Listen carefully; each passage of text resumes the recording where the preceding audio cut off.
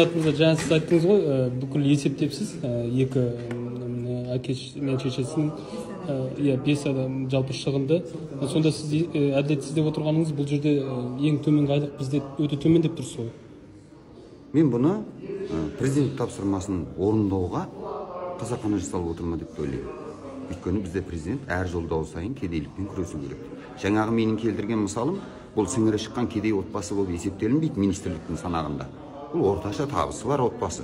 Ал кедейлікте шегінен төмен тұратын отбасылардың жағдайы не болып жатыр?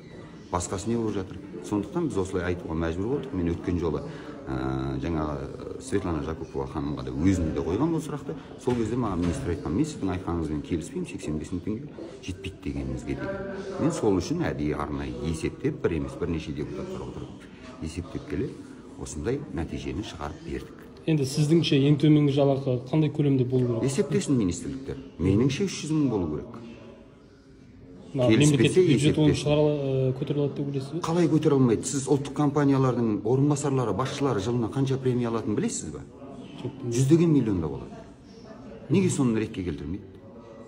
Яғни соның есебінен көтеруге болады деп есептейсіз? Мен түрлі жол тауып беремін, ненің есебінен көтеруге болады. Мен ғана емес, бүкіл депутаттар тауып береді. Жалпы мемлекеттің тағы қандай шығынын қысқарту керек деп ойлайсыз өзіңіз мысалы? Мемлекеттің шығынын қысқарту емес, бұл тек сандарды ойнату.